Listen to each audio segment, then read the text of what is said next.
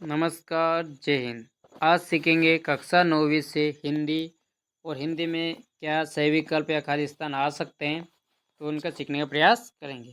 पहला है कि काव्य के भेद होते हैं, तो बताओ काव्य के कितने भेद होते हैं। तो काव्य के दो भेद होते हैं। कौन कौन से होते हैं? एक होता है दृश्य काव्य, है ना, और एक होता है श्रव्य काव्य। अब दृश्य काव्य क्या होता है? जिसे हम देख सकते हैं, जैसे टीवी। टीवी देखते हैं तो टीवी क्या एक दृश्य काव्य है ना। नाटक हुआ, ये दृश्य काव्य है। लेकिन श्रव्य काव्य जैसे हम केवल सुन सकते हैं, देख नहीं सकते हैं। जैसे रेडियो, रेडियो पर हम सुन सकते हैं, या कोई कथा हो रही है तो हम वहाँ केवल सुन सकते हैं, तो वो श्रव्य काव्य में आएगा। और दृश्य काव्य क्या है? जिसे हम देख सकते हैं, जैसे नाटक हुआ या टीवी में अपन देखते हैं, है ना, तो उन्हें बोलते हैं दृश्य काव्य। शैली की दृष्टि से काव्य के कितने भेद है? तो शैली की दृष्टि से काव्य के दो भेद होते हैं। अगला है काव्य के भेद है, तो काव्य के क्या भेद है? तो काव्य के भेद है दृश्य काव्य और श्रव्य काव्य। प्रबंध काव्य, प्रबंध काव्य के प्रकार है। प्रबंध काव्य कितने प्रकार के होते हैं? तो प्रबंध काव्य 3 प्रकार के होते हैं। कितने प्रकार के? 3 प्रकार के। एक होता है खंड काव्य, खंड काव्य। दूसरा होता है महाकाव्य, और तीसरा होता है मुक्तक, मुक्तक काव्य। खंड काव्य, महाकाव्य क्या होता है? महाकाव्य में उसके किसी इंसान के पूरे जीवन का वर्णन होता है, उसे महाकाव्य कहते हैं। जैसे रामायण, रामायण में भगवान राम का पूरे जीवन का चित्रण है, इसलिए वो महाकाव्य है। जैसे हो गई महाभारत तो महाभारत में पूरे कृष्ण भगवान के पूरे जीवन का चित्रण है, तो वो क्या हो गई? महाकाव्य। खंड काव्य, खंड काव्य मतलब उस क्या कोई एक हिस्सा। जैसे रामायण में कौन सा ले लें कि मान लो किसी भगवान राम का जन्म के बारे में बताया हो, तो एक खंड काव्य में आ जाएगा। मुक्तक काव्य का मतलब होता है स्वतंत्र रूप से,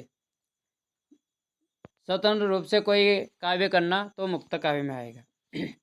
कामायनी, कामायनी कैसा काव्य है? तो कामायनी महाकाव्य है। ये जयशंकर प्रसाद द्वारा लिखी हुई है और ये महाकाव्य होता है।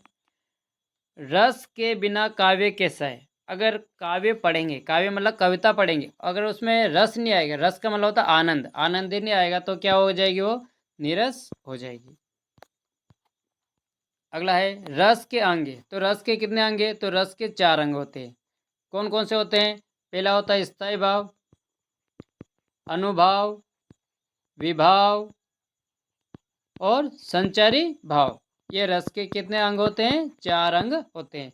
स्थायी भाव, अनुभाव, विभाव और संचारी भाव, ये कितने रस के कितने अंग होते हैं? 4 अंग होते हैं। श्रृंगार रस का स्थायी भाव क्या है? तो श्रृंगार रस जहाँ किसी पति पत्नी यानी कि प्रेम का वर्णन होता है, वहाँ श्रृंगार रस होता है। तो इसका अर्थ क्या होगा? रति, है ना। जहाँ संयोग या वियोग का वर्णन होता है, वहाँ क्या होता है? श्रृंगार रस। काव्यम रसात्मक काव्यम, ये लाइन किसकी है? तो ये लाइन है आचार्य विश्वनाथ की। विभानुभाव संचारी संयोगादृश्य निष्पत्ति, यह सूत्र किसका है? तो यह सूत्र जो है भरत मुनि जी का है। काव्य की शोभा बढ़ाने वाले को क्या बोलते हैं? तो काव्य की शोभा कौन बढ़ाता है? तो काव्य की शोभा बढ़ाने वाले को अलंकार कहा जाता है ना। और अलंकार कितने प्रकार के होते हैं? जैसे अनुप्रास अलंकार है, यमक अलंकार है, श्लेष अलंकार है। तो काव्य की शोभा कौन बढ़ाते हैं? अलंकार बढ़ाते हैं। छंद के छंद के मुख्यतः कितने भेद होते हैं? यानी छंद कितने प्रकार के होते हैं? तो छंद 2 प्रकार के होते हैं। कितने प्रकार के होते हैं? 2 प्रकार के। एक होता है मात्रिक छंद और एक होता है वाणिक छंद। मात्रिक छंद और वाणिक छंद। मात्रिक छंद किसे कहते हैं? जहाँ मात्राओं की गणना होती है यानी मात्रा की गिनती करते हैं, उन्हें मात्रिक छंद, और जहाँ वर्ण गिनते हैं उन्हें बोलते हैं वाणिक छंद। अगला है कि कौन सा छंद का प्रकार नहीं है? तो देखो दोहा भी छंद है, दोहा छंद है, चौपाई छंद है, सवय छंद है। ये छंद का प्रकार नहीं है, तो कौन सा आंसर हो जाएगा? ए नंबर का ऑप्शन हो जाएगा। अगला है कि छंद को पढ़ते समय आने वाला विराम चिन्ह किसे बोलते हैं? तो जैसे अपन कोई छंद पढ़ेंगे ना, जहाँ पर भी अपने को रुकना होता है, जैसे रहीमन पानी राखिए, यहाँ रुक गए, तो जहाँ अपने को रुकना पड़ता है वहाँ उसे बोलते हैं यति। क्या बोलते हैं? यति। अच्छा, गति किन्हें बोलते हैं? जिस स्पीड से अपन छंद पढ़ते हैं उसे बोलते हैं गति। तुक किसे बोलते हैं? तुक का मतलब होता है जिस छंद के अंत के अक्षर एक जैसे होने चाहिए। जैसे रईमन पानी राखिए, बिन पानी सब सुन। पीछे क्या आया? सुन। पानी गए न उबरे, मोती मानस चुन। तो वहाँ ऊपर आया था सुन, और नीचे आखिरी में लाइन में क्या आया? चुन, है ना। तो देखो पीछे का एक जैसा आ रहा है, इसे बोलते हैं तुक। गण, गण कितने होते हैं? गण 8 होते हैं, और उनका सूत्र क्या होता है? य माता राजबान सलगा। आगे है, अर्थालंकार में चमत्कार करने का कारण क्या है? अर्थालंकार में कौन चमत्कार करता है? क्या पद करता है, शब्द करता है, वाक्य करता है, कि अर्थ करता है? तो अर्थालंकार में अर्थ चमत्कार करता है। जहाँ किसी शब्द की आवृत्ति एक से अधिक बार हो परंतु हर बार उसका अर्थ भिन्न हो, मतलब एक शब्द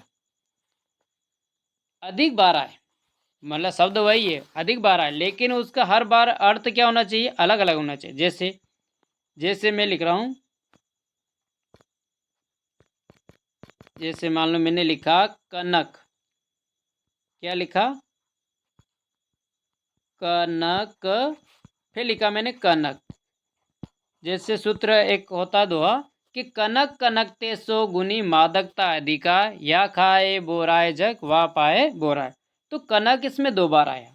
तो पहला कनक का मतलब होता है सोना, है ना, और दूसरे कनक का मतलब होता है धतूरा। तो देखो शब्द तो वही है कनक, यहाँ भी कनक, लेकिन दोनों के अर्थ क्या है? अलग अलग है। तो इस तो उसे क्या बोलेंगे अपन? उसे बोलेंगे यमक अलंकार। जहाँ शब्द एक ही आएगा, बार बार आएगा, लेकिन हर बार उसके अर्थ क्या होगा? अलग अलग होगा। अगला है उपमा का अर्थ क्या? तो उपमा का मतलब होता है उसी के समान बताना, यानी किसी को उपमा देना है। जैसे राधा चंद्रमा के समान, तो राधा को किसकी उपमा दी है? चंद्रमा के। तो इसका अर्थ हो जाएगा सादृश्य, मतलब उसी का रूप बता देना। अगला देखो, उपमा अलंकार के अंग है। उपमा अलंकार कितने प्रकार के होते हैं? तो उपमा अलंकार 4 प्रकार के होते हैं, ये अपने को याद रख लेना। जिस वस्तु व्यक्ति या वस्तु में समानता बताई जाए वहाँ कौन सा अलंकार होगा?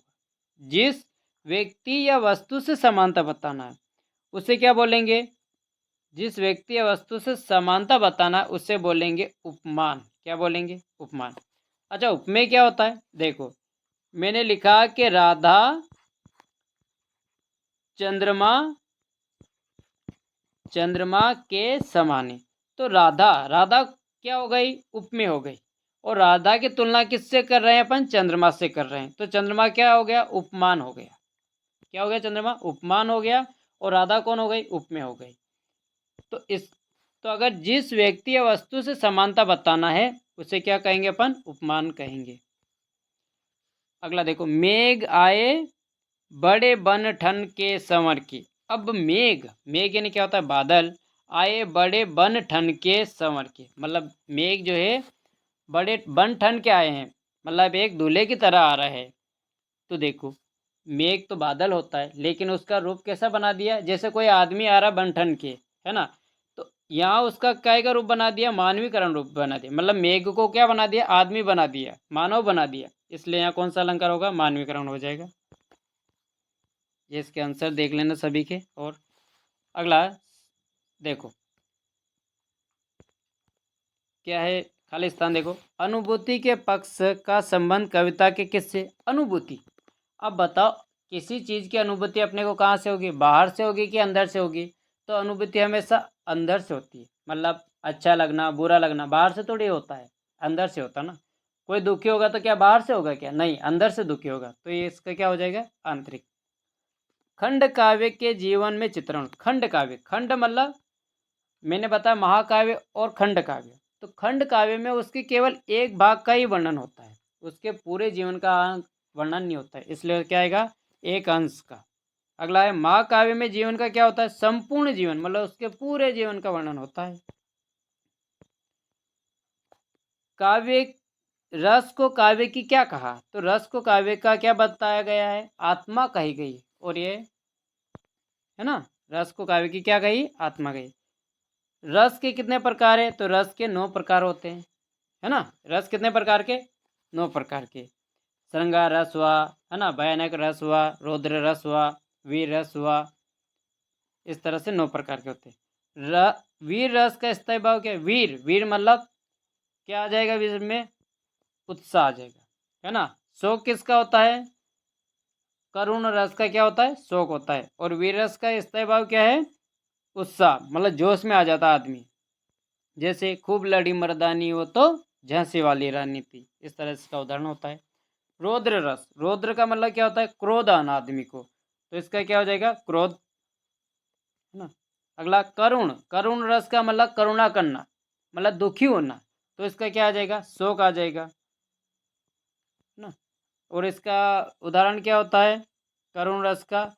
देख सुदामा की दीन दशा, करुणा करी करुणा निधि रोय, पानी परात को हाथ छुए नहीं, नैनन के जल से पग धोए। यानी कि कृष्ण भगवान जो है सुदामा की दशा देखकर करुणा से भर गए हैं, तो वहाँ क्या आएगा? करुणा, मतलब दुखी हो गए हैं। मात्रिक छंद, मात्रिक छंद किसे कहते हैं? तो मात्रिक छंद का सीधा सा है कि जिसमें किसकी गणना होगी? मात्रा की, उसे बोलेंगे मात्रिक छंद। हालांकि ये यहाँ गलत है, ठीक है। तो मात्रिक छंद में किसकी गणना होती है? मात्रा की। अगला देखो, वाणी छंद। वाणी छंद में किसकी गणना करेंगे? किसकी गिनती करेंगे? वर्ण की, है ना। वर्ण मतलब अपने क ख ग ऐसे वर्ण की गिनती करते हैं। अलंकार का सामान्य अर्थ क्या है? अलंकार का सामान्य मतलब अलंकार कौन है इसमें? तो अलंकार का सामान्य, ये गलत है थोड़ा, है ना। अलंकार का सामान्य अर्थ क्या है? गहना,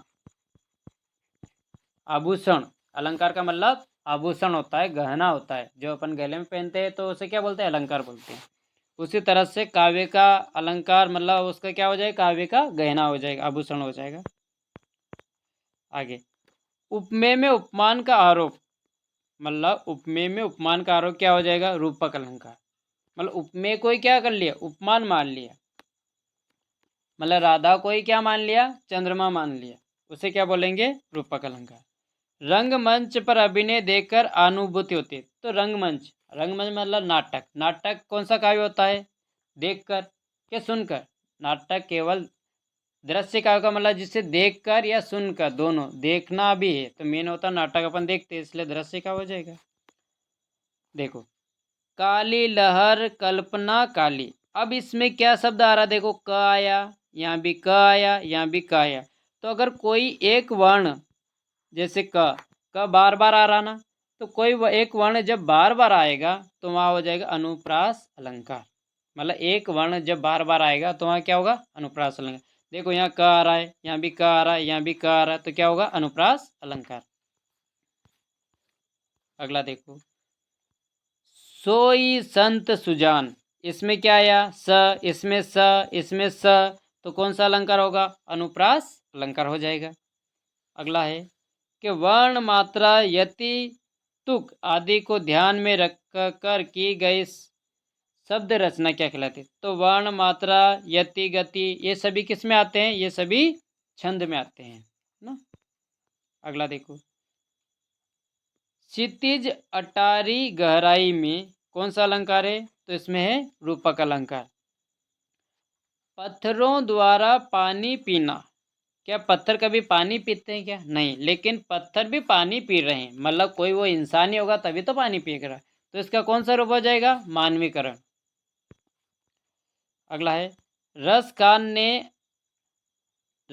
ने में रचना की, तो रस खान ने अपनी रचना काय में की? सवैया छंद में की। ये थोड़ा ध्यान रखना, रस खान ने अपनी रचना काय में की? सवैया छंद में की। संचारी भाव की संख्या कितनी है? तो संचारी भाव जब भी पूछे तो याद रखना संचारी भाव कितने हैं? 33 है। तो कौन सा ऑप्शन हो जाएगा? ये हो जाएगा। और इनके आंसर देख लेना तुम। अगला देखो, जोड़ी क्या है? जोड़ी, जोड़ी में देखो, 3 वर्णों का समूह जहाँ 3 शब्द मिलते हैं तो उसे क्या बोलते हैं? उसे बोलते हैं गण। जैसे सूत्र होता ना, य माता राज भा राजभान सलगा। तो जैसे य माता, तो पहले क्या होगा? यगण, यगण, मगण, जगण, तगण, रगण, बगण। तो इसमें कितने शब्द आ रहे हैं? जैसे यगण, कितने शब्द है? 3। तो जहाँ 3 शब्द होता है उसे बोलते हैं गण। क्या बोलते हैं? गण। ये अपनों ने ऊपर भी पढ़ लिया कि काव्यम रसात्मक काव्यम, ये किसने कहा है? ये कहा आचार्य विश्वनाथ ने। सवैया, सवैया क्या है? एक वार्णिक छंद है, मतलब सवैया में वर्ण की गणना करते हैं, वर्ण गिनते हैं। रस के कितने अंग है? तो रस के कितने अंग होते हैं? 4 अंग होते हैं। पंचवटी, पंचवटी कैसा काव्य है? खंड काव्य।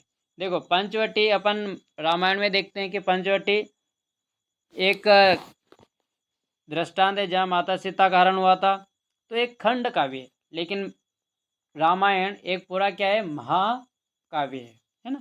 पंचवटी कैसा है? खंड काव्य है। अगला देखो, कामायनी। कामायनी किसने लिखी? जयशंकर प्रसाद ने लिखी है ना। और कामायनी कैसी है? तो कामायनी एक महाकाव्य है, ठीक है। काव्य की शोभा बढ़ाने वाले तत्वों को क्या कहते हैं? तो काव्य की कौन शोभा बढ़ाता है? तो काव्य की शोभा कौन बढ़ाता है? अलंकार। जिस तरह से इंसान की शोभा कौन बढ़ाता है? आभूषण बनाते, गहने बनाते, उसी तरह काव्य की शोभा कौन बनाते हैं? अलंकार बनाते हैं। विप्तस्य, विप्तस्य का मतलब जहाँ घृणा होती है, नफरत होती है ना। तो उसका अर्थ क्या होगा? जुगुस्सा या घृणा, यानी कि नफरत। मुक्तक काव्य, मुक्तक काव्य क्या होता है? देखो, ये देखो, छंद के पढ़ने की गति को क्या बोलेंगे? छंद के पढ़ने की लय को क्या बोलेंगे? गति बोलेंगे, है ना। तो मुक्तक काव्य कौन हो गया? कबीरदास जी के जो दोहे हैं वो क्या होंगे? मुक्तक काव्य। क्या कहलाएंगे उन्हें? मुक्तक काव्य। जैसे कबीरदास जी का दोहा क्या है? कौन सा भी एक दोहा अपन बोलते ही है कि चलो अभी याद नहीं आ रहा, फिर बताऊँ। कबीरदास जी का दोहे जो होते हैं ना, जैसे सांझ बराबर तप नहीं, झूठ बराबर पाप, जाके हृदय सांझ से ताके हृदय आप। तो ये कबीरदास जी का एक दोहा है। तो ये दोहा एक क्या हो गया? मुक्तक काव्य में आ जाएगा। मतलब स्वतंत्रता पूर्वक लिखना। मुक्तक काव्य का मतलब क्या होता है? स्वतंत्रता पूर्वक लिखना, कोई बंधन नहीं। अगली जोड़ी है कि छंद में बंदी रचना। अगर कोई रचना छंद में बंध गई है तो उन्हें क्या बोलेंगे? तो छंद में बंधी हुई रचना को क्या कहा गया है? छंद में बंधी हुई रचना को क्या बोलते हैं?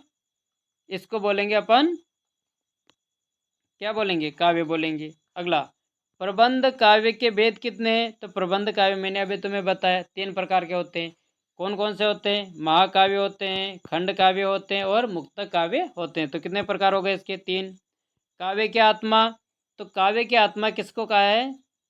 तो देखो, काव्य की आत्मा किसको कहा गया है? ये नहीं होगा इसका, यहाँ देखो, काव्य की आत्मा किससे कहा गया?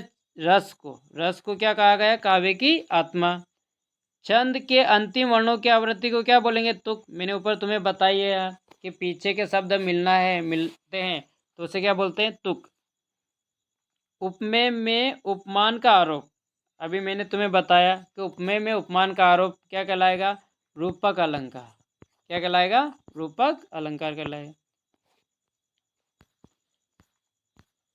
आगे देखो, ये पाठ क्या आ चुके हैं, इसमें से अपन कुछ खास खास से देख लेते हैं।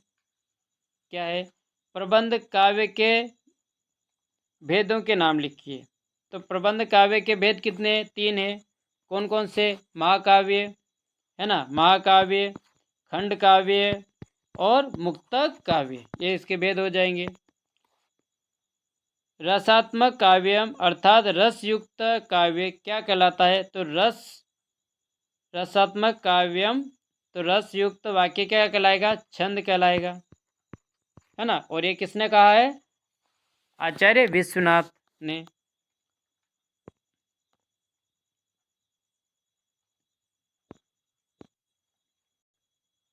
देखिए क्या है कि एक ही छंद में रचित एक घटना का संपूर्ण चित्र, है ना। मतलब एक ही छंद में होनी चाहिए, मतलब कोई भी एक घटना एक ही छंद में हो तो उसे क्या बोलेंगे अपन, उसे बोलेंगे खंड काव्य। क्या बोलेंगे, खंड काव्य। काव्य के कितने भेद है, तो काव्य के 2 भेद है। कौन से, दृश्य काव्य और श्रव्य काव्य, ये काव्य के भेद है ना। और प्रबंध काव्य के कितने, 3 भेद है। कौन कौन से, महाकाव्य, दृश्य काव्य और व्याख्यान, या जिसे मुक्तक भी बोलते हैं। आगे, स्थायी भावों को जागृत या उद्दीपन करने वाले कारक को क्या बोलेंगे, तो उन्हें बोलेंगे उद्दीप्त उद्दीपन विभाव। क्या बोलेंगे, उद्दीपन विभाव, जो स्थायी भाव को जागृत करते हैं, है ना। जिस काव्य का आनंद पढ़कर या सुनकर लिया जाता है, काव्य को अगर पढ़कर आनंद आ रहा है तो उसे क्या बोलेंगे, रस। क्या बोलते हैं, रस।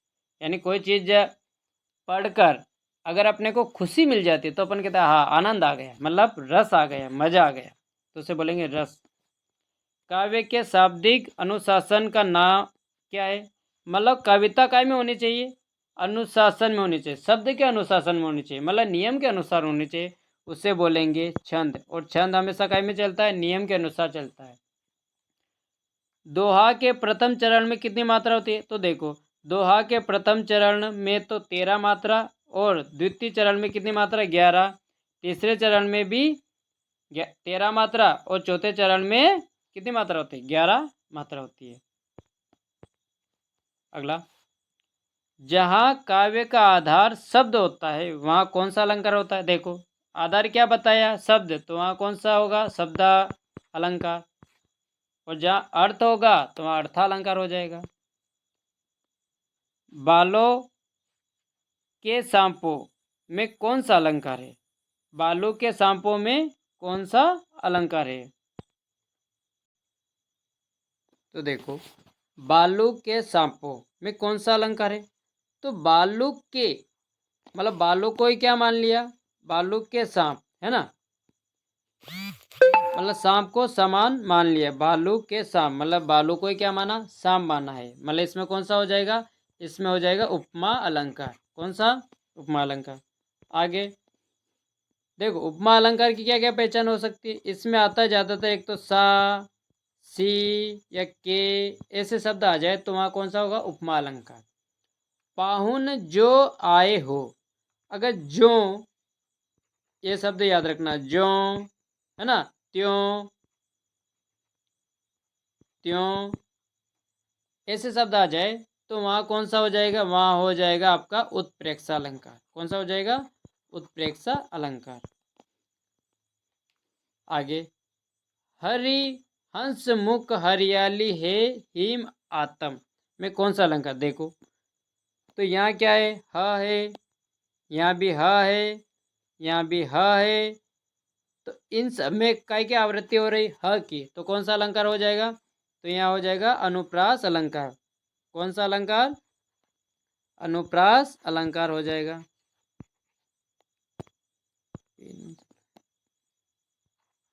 कौन सा अलंकार, इनका चल रहा, अनुप्रास अलंकार लिख देना है, ठीक है। अगला देखो, वेदना बोझ वाली सी, देखो अभी मैंने बताया पीछे क्या आ रहा है इसमें, सी, तो कौन सा अलंकार होगा, उपमा अलंकार। कौन सा हो जाएगा, उपमा अलंकार। शब्द अलंकार और अर्थालंकार के 2 भेद बताओ, तो शब्द में क्या आएगा, एक तो लिख देना अनुप्रास अलंकार, अनुप्रास अलंकार, और एक और क्या लिखोगे, अनुप्रास अलंकार हो गया, और यमक अलंकार, ये दोनों किसके भेद लिख देना, ये दोनों शब्दालंकार। और अर्थालंकार में लिख देना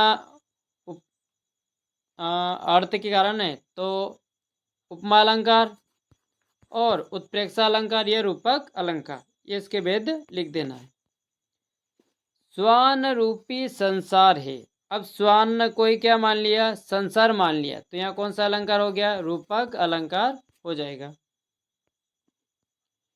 गणना को उत्पन्न करने वाले दृश्यों का वर्णन होने पर कौन सा अलंकार, देखो गणना को उत्पन्न करना, गणना मतलब नफरत, तो नफरत को कौन उत्पन्न करता है? तो नफरत को उत्पन्न करता है विप्तस्य रस। कौन सा? विप्तस्य रस। और इसका अर्थ क्या होता है? घृणा, है ना। अब हम सत्य असत्य देख लेते हैं। देखो पहला क्या है? रामचरितमानस एक महाकाव्य है, ये बात बिल्कुल सत्य है। रसयुक्त काव्य, रसयुक्त वाक्य ही काव्य है, यह आचार्य विश्वनाथ ने कहा, बिल्कुल सत्य है। प्रबंध काव्य में छंदों में पूर्वापर संबंध नहीं होता है, ये गलत है। मात्रिक छंद में मात्राओं की गणना की जाती है, जो कि मैंने पहले बताया कि मात्रिक छंद में मात्राओं की गणना करते हैं। मुक्तक काव्य का प्रत्येक छंद अपने आप में स्वतंत्र या पूर्ण होता है, तो सही है। मुक्त का मतलब स्वतंत्र होना, आजाद होना, तो अब ये बात सत्य है। अगला है कि काव्य में एक ही सर्ग होता है, महाकाव्य में एक ही सर्ग होता है? नहीं, महाकाव्य में कम से कम 7 सर्ग होने चाहिए। सर्ग का मतलब अध्याय। कितने अध्याय होने चाहिए? कम से कम 7। जैसे रामायण में कितने अध्याय? जैसे पहला कांड है बचपन कांड, फिर उनका वनवास कांड, है ना, फिर आ जाएगा किष्किंधा कांड, इस तरह फिर युद्ध कांड, फिर लवकुश कांड, इस तरह से उन्हें क्या बोलेंगे? अध्याय। अध्याय को बोलते हैं सर्ग। खंड काव्य की कथा वस्तु विस्तृत होती है कि नहीं? खंड काव्य में केवल विस्तृत नहीं होती है, कुछ ही भाग होता है उसका। खंड काव्य में अनेक सर्ग होते क्या? क्या अनेक अध्याय होते? नहीं, खंड काव्य में केवल कितना अध्याय होना चाहिए? एक ही सर्ग होना चाहिए, एक ही अध्याय होना चाहिए। अलंकारों का अनावश्यक प्रयोग काव्य के सौंदर्य को कम कर देता है, बिल्कुल सही बात है। क्योंकि अगर अलंकारों का ज़्यादा प्रयोग करेंगे तो काव्य कैसा हो जाएगा? खराब हो जाएगा, बोरस हो जाएगा, उसका इतना महत्व नहीं रह जाएगा। आगे है कि जिसके कारण मन में भाव जागृत होता है उसे आलंबन कहते हैं, ये बात बिल्कुल सत्य है। छंद को पढ़ने का प्रवाह लय या गति कहलाती है, बिल्कुल सही। जिस स्पीड से अपन या जिस लय से पढ़ते हैं छंद को, उसे क्या बोलेंगे? गति। छंद के अंतिम वर्णों की आवृत्ति को क्या बोलते हैं? तुक। क्या बोलते हैं? तुक बोलते हैं, ये बात बिल्कुल सत्य है। संकट सागर में रूपक अलंकार है, तो संकट सागर में मतलब सागर काय में है, हो गया संकट में हो गया, तो इसका रूप बना दिया, तो कौन सा? रूपक अलंकार सही है। उपमान, उपमा अलंकार में उप का अर्थ समीप होता है क्या? ये गलत है, समीप नहीं होता है ना। अब हम अति लघु उत्तरीय प्रश्न देखेंगे और उनमें भी कुछ आईएमपी प्रश्न है, वही उनका अध्ययन करेंगे। तो पहला है, देखो ये प्रश्न आईएमपी है कि काव्य किसे कहते हैं और उसके भेदों के नाम लिखिए। तो ये बार भी अपनों पढ़े हैं कि रसात्मक का वाक्य काव्यम, अर्थात रस युक्त वाक्य ही क्या है? काव्य। सीधी सी बात ये लिख देना कि रस युक्त काव्य क्या है? रस युक्त वाक्य क्या है? काव्य है। अब इसके भेद क्या है? तो देखो, श्रव्य काव्य और दृश्य काव्य, दो भेद है। श्रव्य काव्य क्या है? रामचरितमानस, जो अपन केवल पढ़ते हैं और सुन सकते हैं। दृश्य काव्य जो अपन चंद्रगुप्त, यहाँ अपन कोई भी नाटक का नाम लिखा, चंद्रगुप्त में लिखना, यहाँ क्या लिख देना? नाटक। नाटक क्या है? एक दृश्य काव्य है ना। आगे प्रबंध काव्य के भेदों के नाम बताए। तो प्रबंध काव्य के मैंने पहले भी बता दिए, चलो इसके भेद देख लेते हैं। तो इसके भेद क्या क्या हैं? ये रहे इसके भेद। कौन है? महाकाव्य, खंड काव्य और व्याख्यान गीत, यानी मुक्तक काव्य या व्याख्यान गीत कर लेना, ठीक है। इसके 3 भेद है। मुक्तक काव्य के प्रकारों के नाम लिखिए। तो मुक्तक काव्य में क्या होता है कि इसका प्रत्येक छंद क्या होता है? अपने आप में पूर्ण होता है या स्वतंत्र होता है, उसे बोलेंगे मुक्तक काव्य। इसके भेद क्या है? पाठ्य मुक्तक और गेय मुक्तक। मुक्तक काव्य के भेद क्या है? पाठ्य मुक्तक और गेय मुक्तक, मतलब पढ़ने में भी स्वतंत्र और गाने में भी स्वतंत्र, उसे बोलेंगे मुक्तक काव्य। रस किसे कहते हैं? तो रस का सीधा सा है कि काव्य को पढ़ने, सुनने या देखने से जो आनंद आता है उसे रस कहते हैं, है ना। काव्य को पढ़ने, सुनने या देखने से जो आनंद की अनुभूति होती है, जो आनंद आता है, उसे क्या बोलेंगे? रस कहेंगे। रस के अंग बताना। अंग पूछे तो रस के कितने अंग? 4। स्थायी भाव, विभाव, अनुभाव और संचारी भाव। और विभाव को कितने भागों में बांटा गया है? आलंबन और उद्दीपन। ये भी अपने को थोड़ा ध्यान में रख लेना है। अब वो ऊपर क्या पढ़े थे अपनों ने? रस के अंग। अगर रस के प्रकार पूछे तो रस कितने प्रकार के? वैसे 9 या 10 प्रकार के माने गए हैं। तो रस के 10 प्रकार कौन से? श्रृंगार, वीर, रौद्र, शांत, अद्भुत, वात्सल्य, करुण, भयानक, विपत्स्य और हास्य। और इन सभी के स्थायी भाव भी याद रखना। श्रृंगार रस का क्या होता है? तो देखो, श्रृंगार रस का है रति, वीर का उत्साह, क्रोध, रौद्र का क्रोध, है ना। शांत, शांत का क्या होगा? शांत रस का हो जाएगा शोक, है ना। अद्भुत का उत्साह, अद्भुत का क्या हो जाएगा? अद्भुत रस मतलब आश्चर्य, आश्चर्य क्या है? इसमें दे नहीं रखा। वात्सल्य का वात्सल्य होता है। करुण का शोक हो जाएगा, है ना। नहीं, हाँ, करुण का शोक हो जाएगा। और शांत रस का क्या हो जाएगा? शांत रस का हो जाएगा निर्वेद सम वैराग्य। यानी शांत रस कहाँ होता है? जहाँ वैराग्य की भावना होती है, ठीक है। विपत्स्य, जहाँ घृणा या नफरत होगी वहाँ विपत्स्य होगा। हास्य मतलब जहाँ हंसी मजाक होगी तो वहाँ क्या होगा? हास्य रस। तो इसका क्या हो जाएगा? हास्य हो जाएगा। इस तरह से इनके स्थायी भाव भी याद रखना। अगला है छंद किसे कहते हैं और छंद के प्रकारों के नाम लिखिए। तो छंद, तो जिस रचना को मात्राओं एवं वर्णों की संख्या निश्चित हो। क्या लिखना है? कि जिस रचना में काय की मात्रा और वर्णों की संख्या क्या होनी चाहिए? फिक्स होनी चाहिए, निश्चित होनी चाहिए, कम ज़्यादा नहीं।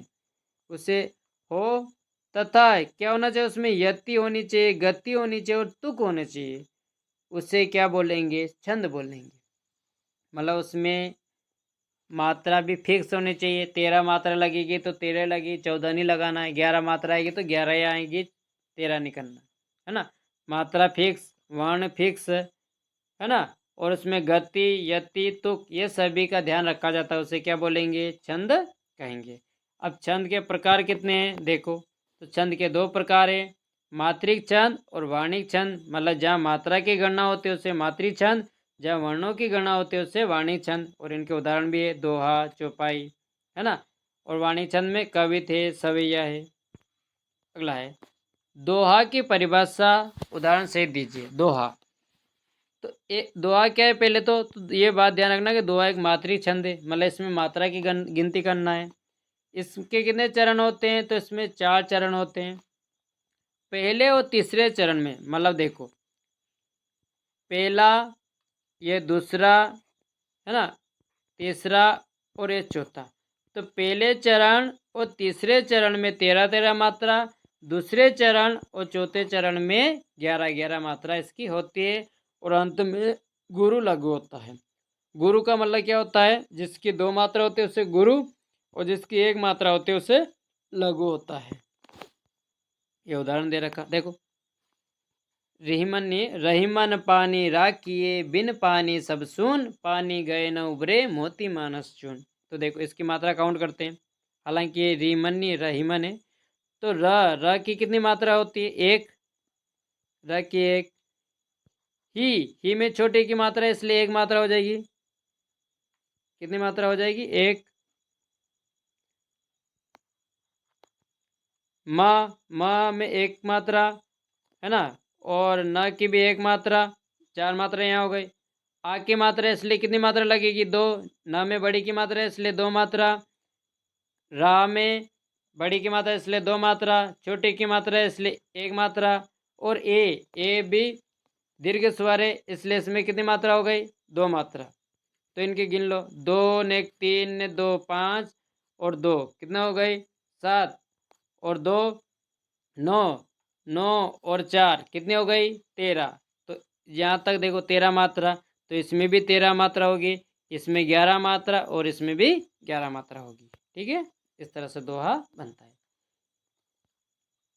सब भैया छोड़ दो। रूपक अलंकार की परिभाषा देख लो। तो रूपक अलंकार का मतलब क्या है? कि जहाँ उपमेय में उपमान का आरोप, ये लाइन अपने को ध्यान में रखना कि जहाँ उपमेय में उपमान का आरोप हो वहाँ रूपक अलंकार होगा। ठीक है। जैसे उदाहरण क्या है, मोह मन मानिक ले गयो चिते चोर नंदन। तो यहाँ मन को मानिक, मन को क्या माना, मन को उसने मानिक, और नंद चोर, नंदन को चोर कहा है, नंदन को क्या कहा है, चोर कहा है ना। ये इसके और उदाहरण है, देख लेना। उत्प्रेक्षा अलंकार क्या होता है, तो उत्प्रेक्षा में सीधा याद रखो कि का अर्थ है संभावना या कल्पना करना। जहाँ उपमेय में उपमान की क्या हो, केवल कल्पना की संभावना हो, वहाँ क्या होगा, उत्प्रेक्षा अलंकार। मतलब उपमेय में उपमान की क्या होनी चाहिए, केवल कल्पना होगी, वहाँ उत्प्रेक्षा अलंकार हो। और इसको याद रखने के तरीके क्या हैं, देखो, जहाँ इसके दोहे पढ़ेंगे वहाँ क्या आना चाहिए, मानो आना चाहिए, मनु आना चाहिए, मनहु आना चाहिए, जानो आना चाहिए, जनु आना चाहिए, जो आना चाहिए, इति आना चाहिए। तो वहाँ समझ लेना, वहाँ कौन सा अलंकार होगा, उत्प्रेक्षा अलंकार होगा। जैसे देखो इसके उदाहरण देखते हैं। उदाहरण है क्या इसमें, नहीं इसमें उदाहरण नहीं है। अगला देखो, मानवीकरण अलंकार क्या होंगे, मतलब जहाँ जड़ प्रकृति वस्तु, यानी किसी प्रकृति या वस्तु को क्या मान लिया जाए, मानव मान लिया जाए, मनुष्य मान लिया जाए, वहाँ मानवीकरण अलंकार आएगा। ठीक है, जैसे उदाहरण देखो, मेघ आए बड़े बन ठन के संवर के। मतलब मेघ यानी बादल को क्या मान लिया, आदमी मान लिया, इंसान मान लिया। अगला देखो, ये तुम्हें पूछ सकता है थोड़ा एमपीए, कि महाकाव्य और खंड काव्य में कोई दो अंतर बताओ। तो महाकाव्य क्या होता है, तो महाकाव्य में उसके पूरे जीवन का वर्णन होगा, उसे महाकाव्य कहेंगे। और खंड काव्य में उसके केवल एक भाग का वर्णन होगा, उसे खंड काव्य कहते हैं। ये दोनों के बीच में डिफरेंस है। महाकाव्य में क्या होगा, महाकाव्य में अनेक सर्ग होंगे, और खंड काव्य में केवल एक ही सर्ग होगा। ठीक है, ये देख लो, महाकाव्य विस्तृत होता है, खंड काव्य संक्षिप्त होता है। मतलब महाकाव्य बड़ा होता है और खंड काव्य छोटा होता है। महाकाव्य में प्रकृति चित्रण विशद होता है, चलो मतलब ज़्यादा होता है प्रकृति का वर्णन, और खंड काव्य में छोटा होता है ना। महाकाव्य में पात्रों की संख्या अधिक होती है, मतलब जो मान लो कोई भी नाटक कर रहे हैं, जैसे रामायण हुआ, तो रामायण में केवल एक ही आदमी क्या है, रामायण में पूरा कितने होते हैं, सारे पात्र होते हैं, है ना। जैसे राम है, लक्ष्मण है, और सीता जी है, रावण है, कितने पात्र है इसमें, बहुत सारे पात्र है। लेकिन खंड काव्य में केवल कम पात्र होते हैं, बहुत ही कम जने इसमें भाग लेते हैं। मात्रिक छंद किन्हें कहेंगे, जहाँ मात्राओं की गणना होगी वहाँ मात्रिक छंद होगा, है ना। उदाहरण लिख देना इसका, दोहा और चौपाई। अगला देख, वाणिक छंद, जहाँ वर्ण की गणना होती है वहाँ क्या होगा, वाणिक छंद हो जाएगा। और इसके उदाहरण क्या लिखेंगे, कविता लिख देंगे, सवैया लिख देंगे। ये देखो, पाठ्य मुक्तक और गेय मुक्तक में अंतर, चलो कोई आईएमपी नहीं, छोड़ दो। देखिए, हिंदी कक्षा 9वीं इकाई 1 क्षितिज भाग 1 काव्य खंड। तो काव्य खंड में देखो, पहले अपन सविकल्प देखते हैं, क्या है सविकल्प। तो कबीरदास की एक रचना है, तो कबीरदास जी कौन सी रचना है, तो कबीरदास जी की रचना को क्या बोलते हैं, बीजक बोलते हैं। रस खान किस भक्ति शाखा का कवि है, तो रस खान जो है वो कृष्ण भक्ति शाखा का कवि था। केदी और कोकिला किसकी रचना है, तो केदी और कोकिला माखनलाल चतुर्वेदी की रचना है। अगला है, सुमित्रा नंदन पंत का जन्म कहाँ हुआ, तो कौसानी गांव में हुआ था। और सुमित्रा नंदन पंत को ही प्रकृति का सुकुमार कवि कहते हैं, है ना, क्योंकि उन्होंने प्रकृति का अच्छा वर्णन किया है। रचनाकार राजेश जोशी कहाँ के थे, ये अपने मध्य प्रदेश के रहने वाले थे। अगला देखो, कबीरदास जी की भाषा कैसी है, तो कबीरदास जी की जो भाषा थी वो है, उसे बोलते हैं सदुकड़ी, मतलब साधु संतों वाली भाषा थी। छायावाद के प्रमुख कवि कौन कितने थे, तो छायावाद के 4 प्रमुख कवि थे। कौन थे, तो सीधा याद रखने का तरीका, एक तो पंत है ना, पंत है, और निराला है, पंत निराला, प्रसाद, प्रसाद पंत निराला, और एक और है इनका, और एक और क्या है, वर्मा। तो देखो मैं इनके नाम बता देता हूँ। पंत से सुमित्रा नंदन पंत, निराला से प्रसाद से जयशंकर प्रसाद, निराला से, एक निराला याद रख लेना, वर्मा से महादेवी वर्मा, है ना। तो ये चारों क्या है, छायावाद के प्रमुख कवि थे, प्रसाद, पंत, निराला और महादेवी वर्मा। अगला देखो, मेघ आए किसकी रचना है? तो मेघ आए ये है सर्वेश्वर दयाल सक्सेना की रचना है। वीर गाथा काल का सर्वश्रेष्ठ महाकाव्य क्या है? तो वीर गाथा काल का सर्वश्रेष्ठ का महाकाव्य क्या है? पृथ्वीराज रासो, जिसमें पृथ्वीराज चौहान के बारे में लिखा है। और किसने लिखा है? चंदर बरदाई ने इसे लिखा है। अगला है प्रेम मार्गी शाखा का प्रतिनिधि कवि कौन है? तो प्रेम मार्गी का कौन है? प्रेम मार्गी का है जयसी। कौन है? जयसी, मलिक मोहम्मद जयसी, जयसी नाम से याद रख लेना। अगला है हिंदी साहित्य का सर्वाधिक लोकप्रिय महाकाव्य क्या है? हिंदी साहित्य का सबसे ज्यादा कौन है? रामचरितमानस। किसने लिखा है? तुलसीदास जी ने लिखा है। कौन सी भाषा में लिखा है? अवधी भाषा में लिखा है। ये भी अपने को याद रखना है। कौन सा काव्य है? महाकाव्य है। अगला है स्वर्ण किरण किसकी रचना है? तो स्वर्ण किरण जो है वो है रस खान की रचना है। किसकी है? रस खान की। प्रेम वाटिका किसकी रचना है? तो प्रेम वाटिका जो है, सॉरी यहाँ थोड़ी मिस्टेक हो गई, स्वर्ण किरण किसकी है? सुमित्रा नंदन पंत जी की, ये ध्यान रखना है। और प्रेम वाटिका जो है वो किसकी है? रस खान की है। प्रेम वाटिका किसकी है? रस खान की। अगला वात्सल्य का सम्राट, ये थोड़ा एमपी तुम्हारे, ये ध्यान में रखना। वात्सल्य का सम्राट किसे कहा गया है? सूरदास जी को कहा गया है, क्योंकि सूरदास जी ने भगवान कृष्ण के बाल रूप का सुंदर वर्णन किया है, इसलिए इसे वात्सल्य का सम्राट कहा जाता है। हिंदी साहित्य का स्वर्ण युग कब आया है? मतलब हिंदी साहित्य में स्वर्ण युग कब आया है? तो आया है भक्ति काल में आया था। अब देखिए, अब हम रिक्त स्थान देखते हैं। पहला क्या है? काम पर जा रहे हैं। कौन जा रहे हैं? बच्चे जा रहे हैं कि बड़े जा रहे हैं? तो बच्चे काम पे जा रहे हैं। मखमली टमाटर कैसे होते हैं? तो सीधा याद रखो, टमाटर लाल है। देख आया गहना, तो देख आया तो क्या आ जाएगा इसमें? चंद्र गहना। एक भारतीय आत्मा, ये थोड़ा एमपी है, ये ध्यान रखना। भारतीय आत्मा किसको कहा है? तो भारतीय आत्मा कहा गया है माखनलाल चतुर्वेदी को। और इनकी रचना क्या है? हिम तरंगिणी, हिम लहरी, ये इसकी रचना है इनकी, ये भी याद रखना है। और चलो, पद जयसी का प्रसिद्ध काव्य क्या? ये भी थोड़ा एमपी है। तो जयसी का प्रसिद्ध काव्य है पद्मावत। अपन फिल्म देखते हैं ना, पद्मावती मूवी। तो पद्मावत जो है किसकी रचना है? जयसी की। वही इसी काव्य के आधार पर बनाई गई है। अगला है प्रेमी ढूंढत में फिरो, प्रेमी मिले न कोई, तो क्या आ जाएगा यहाँ पर? प्रेमी आ जाएगा इसका आंसर। मानुष हो तो वही रस खानी वसो, ब्रज, क्या आएगा यहाँ पर? ब्रज, गांव के गवारन, तो इसका आंसर क्या आ जाएगा? ब्रज।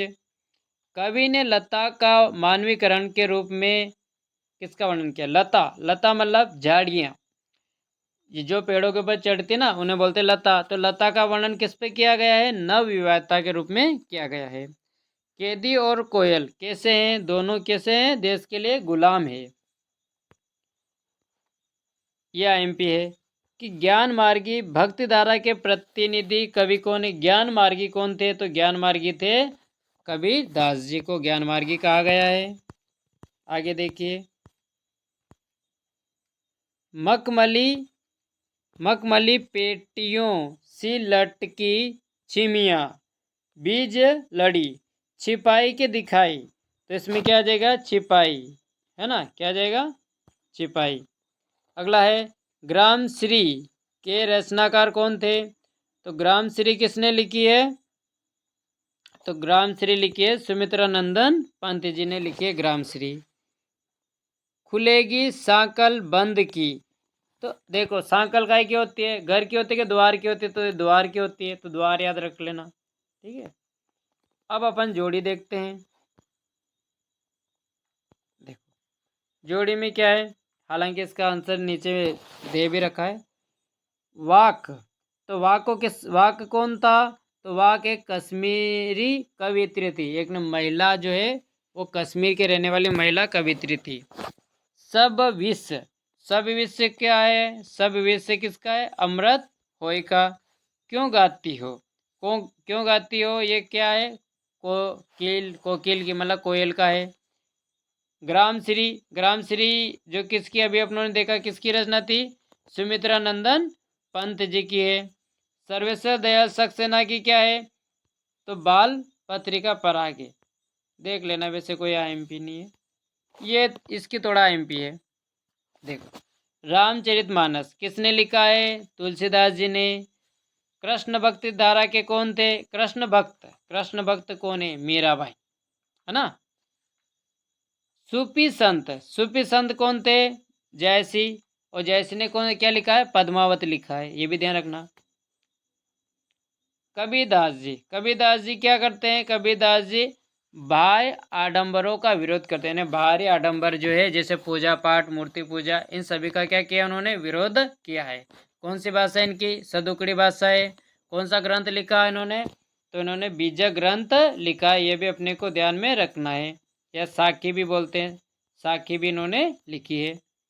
आगे कृष्ण भक्ति शाखा, कृष्ण भक्ति शाखा के कौन थे, तो कृष्ण भक्ति शाखा के वल्लभाचार्य जी थे। ये थोड़ी आईएमपी टेबल है, इसको याद कर लेना। अगला देखो कबीरदास, कबीरदास जी ने क्या किया, तो कबीरदास जी ने क्या लिखी है, अभी मैंने बताया था साखी लिखी है। सुजान रस खान, सुजान रस खान ने, देखो रस खान है ना, तो क्या लिखा इन्होंने, रस खान लिखा। गर्म हवा, गर्म हवाएं किसने लिखी, तो गर्म हवाएं लिखी है सर्वेश्वर दयाल सक्सेना जी ने लिखी। माखनलाल चतुर्वेदी ने क्या लिखा, हिम तरंगिणी, ये हिम लहरी, ये किसकी रचना है, माखनलाल चतुर्वेदी की। सुमित्रा नंदन पंत की, ये मेन रचना है इनकी, वीणा पल्लव, है ना, सुमित्रा नंदन पंत की। अगला टेबल देखो छायावाद, छायावाद में क्या हुआ, छायावाद में प्रकृति का मानवीकरण हुआ। प्रगति, प्रगतिवाद कब आया, तो देखो, देखो प्रगतिवाद का कवि कौन है, तो प्रगतिवाद का कवि है नागार्जुन, है ना। और नई कविता कब से लिखना शुरू हुई, तो नई कविता लिखनी शुरू हुई 1953 से। अब तक जो कविता लिख रहे हैं वो सभी नई कविता, मतलब आप जो कवि है वो कौन सी कविता करते हैं, नवी कविता करते हैं। अगला है आधुनिक काल, आधुनिक काल का कवि किसे कहा है, भारतेंदु हरिश्चंद्र को आधुनिक काल का कवि कहा है। और रहस्यवाद किसे कहा है, छायावाद समकक्ष को क्या कहा है, रहस्यवाद। और छायावाद में किसका वर्णन हुआ है, प्रकृति का मानवीकरण हुआ है। कितने कवि है छायावाद में, 4 कवि है, जो मैंने तुम्हें ऊपर बताया है ना, पंत प्रसाद, पंत निराला और महादेवी वर्मा। अगला देखो कबीरदास जी, कबीरदास जी ने क्या लिखे, कबीरदास जी ने लिखे शब्द। वाक, वाक किसका है, तो वाक है, वाक किसका, ललत दद, लल दद का। रस खान, तो रस खान ने क्या लिखा, तो रस खान ने सवैया। और माखनलाल चतुर्वेदी ने कर्मवीर रचना लिखी। राजेश जोशी की मिट्टी का चेहरा, हालांकि कोई एमपी नहीं जाता, केवल कबीरदास जी का याद रख लेना एक तो। अब अपन एक शब्द में उत्तर दीजिए, है ना। अब एक शब्द में उत्तर दीजिए। पहला क्या है, मेघ आए कविता की भाषा कैसी है। तो जब भी तुम्हें कोई भाषा पूछे कि भाषा कैसी है, तो सीधा लिख देना कि इनकी भाषा सरल, सहज, है ना, और सरस है। बस ऐसे शब्द लिख देना। जहाँ भी अपने भाव पक्ष से भाषा शैली लिखे तो सरल, सरस और सहज है। आगे कवि ने गांव को हरता जन मन क्यों कहा। तो गांव में क्या होता है, गांव जो है सभी का मन क्या कर लेता है, मोह लेता है, इसलिए उसे हरता जन मन कहा है। कवि को कोयल से क्यों ईर्ष्या है? क्योंकि कोयल मधुर गीत गाती है या मधुर बोलती है, इसलिए कवि को उससे ईर्ष्या होती है। मनुष्य ईश्वर को कहाँ कहाँ ढूंढता फिरता है? तो कहाँ कहाँ ढूंढता फिरता है? तो बाहर ढूंढता है, जैसे मंदिर, मस्जिद है ना, इनमें कवि पूजा पाठ, इनमें भगवान को ढूंढता फिरता है। छायावाद के 4 प्रमुख स्तंभ कौन कौन से? तो मैंने 4 कवियों के नाम तुम्हें बताए हैं। कौन कौन से? प्रसाद, पंत, निराला और महादेवी वर्मा। साकेत किसकी की रचना है? यह एमपी प्रश्न है और एक ही छायावाद का भी है ना। तो साकेत किसकी रचना है? तो साकेत जो है वो है, इनकी रचना है मैथिली शरण गुप्त की। किसकी है? मैथिली शरण गुप्त, ये इनकी प्रसिद्ध रचना है साकेत। आगे रसखान किसके अनंत भक्त थे? तो रसखान किसके भक्त थे? तो भगवान कृष्ण के अनंत भक्त थे। ज्ञान की तुलना किससे की गई है? तो ज्ञान की तुलना किससे की गई है? तो ज्ञान की तुलना की गई है आंधी से। किससे की गई है? आंधी से। गांव में शहरी मेहमान यानी दामाद की तरह सज धज के कौन आ रहा है? तो कौन आया था? मेघ आया था, मतलब बादल आ रहे हैं। मानसरोवर से कवि का क्या आशय है? तो मानसरोवर क्या होता है? जो सबका मन मोह लेता है, उसे बोलेंगे मानसरोवर।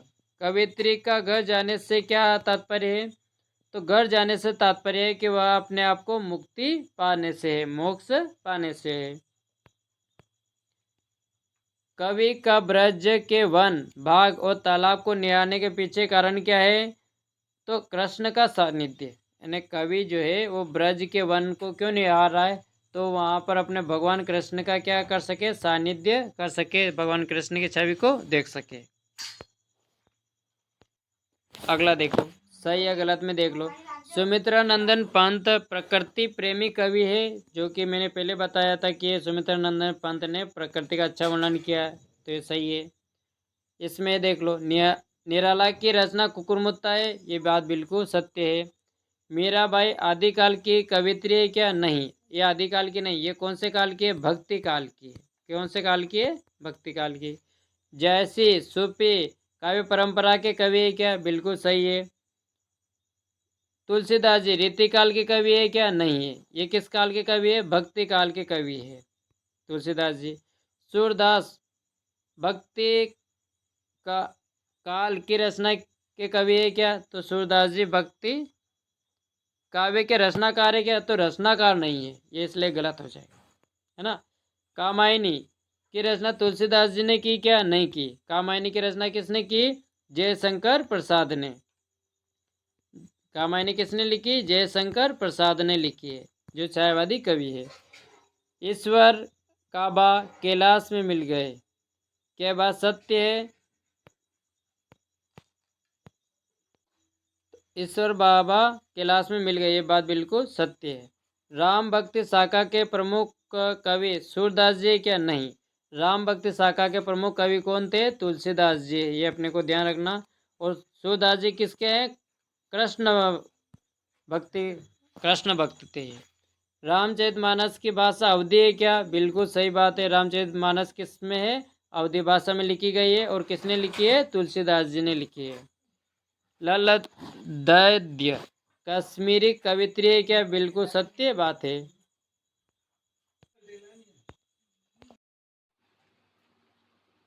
अब हम इकाई 3 37 भाग 1 और गद्य खंड से करेंगे, जो 17 नंबर के आएंगे, मतलब खाली स्थान 6 नंबर के आएंगे और 2 नंबर का 4 प्रश्न और 3 नंबर का 1 प्रश्न आएगा इसमें। देखो, पहले सही विकल्प देख लेते हैं कि जूरी के साले का नाम क्या था? तो जूरी के साले का नाम क्या था? गया। क्या नाम था? गया। जूरी ने दोनों बेलों को कहाँ भेज दिया? तो कहाँ भेज दिया था उसने? ससुराल।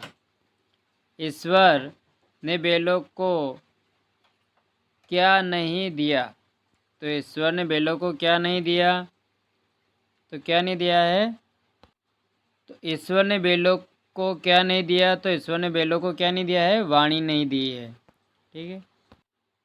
अगला है कि दोनों बेलों को कहाँ बंद कर दिया गया, तो दोनों बेलों को कहाँ बंद किया गया है, कांजी होस में। कांजी होस का चौकीदार लालटेन लेकर आता था, किसके लिए आता था, तो हाजिरी लेने के लिए आता था। लेकर कितने साल बाद इस रास्ते से लौटे थे, तो कितने साल बाद लौटे थे, तो 2 वर्ष बाद लौटे थे। तिब्बत में सबसे खतरे की जगह क्या है, तो तिब्बत में सबसे खतरे की जगह क्या है, डांडे। किस रास्ते से तिब्बत में हिंदुस्तान का व्यापार होता था, तो किस रास्ते से होता था, नेपाल के रास्ते से। मंगोलों का मुंह कैसा होता है, तो मंगोलों का मुंह कैसा होता है, लाल होता है। लेखक के चारों तरफ क्या था, तो लेखक के चारों तरफ क्या थे, पुस्तकें थी। अगला है कि श्यामचरण दुबे का जन्म कब होता है, तो श्यामचरण दुबे का जन्म कब होता है, 1922 में। आजकल कैसी जीवन शैली हावी हो रही है, तो नूतन का मतलब नई जीवन शैली हावी हो रही है। हमें अब किसके उपनिवेशक बन गए, हम किसके उपनिवेशक बन गए, तो पाश्चात्य संस्कृति के। मतलब अमेरिका ने, ब्रिटेन ने, इधर कौन सी संस्कृति है, पाश्चात्य संस्कृति, और उसके अपन क्या हो गए, उपनिवेशक बन गए हैं। अगला है उपभोक्ता संस्कृति के कारण हम कैसी दास्ता स्वीकार करते हैं, तो हम जो है बौद्धिकता दास्ता स्वीकार करते हैं। हम किसके उपनिवेशक बन गए, ये रिपीटेड, तो पाश्चात्य संस्कृति के। अगला देखो, जाबिर हुसैन का जन्म कब होता है, तो जाबिर हुसैन का जन्म 1945 में होता है। सलीम अली की पत्नी का नाम क्या था, तो उनकी पत्नी का नाम था तस्मीना। क्या नाम था उनकी पत्नी का, तस्मीना नाम था। अवसारों शब्द का अर्थ क्या है, तो अवसारों शब्द का अर्थ होता है झरना। किस पक्षी ने सलीम अली के जीवन की दशा को बदल दिया, देखो सलीम अली क्या था, एक पक्षी वैज्ञानिक थे, तो किस पक्षी ने, तो ये पक्षी है गौरैया। पक्षी प्रेमी सलीम अली किस तरह प्रकृति में विलीन हो गए हैं, तो वन पक्षी की तरह। फोटो खिंचवाते समय किस परंपरा की ओर संकेत किया गया है, तो मुस्कुराते चेहरे पर मुस्कान लाने की तरफ। प्रेमचंद के फटे जूते पाठ लिया है, तो किसने लिखा है, हरिशंकर परसाई ने लिखा है। मेरे बचपन के दिन, ये भी किसने लिखा है, हरिशंकर परसाई ने। बचपन की स्मृतियों में एक विचित्र सा क्या है, आकर्षण। क्या होता है, आकर्षण होता है। महादेवी वर्मा को छात्रावास में कौन सी, मेरे बचपन के दिन है ना, तो इसका सही कर लेना है। मेरे बचपन के दिन किसने लिखा है, तो ये लिखा है महादेवी वर्मा ने, ठीक है।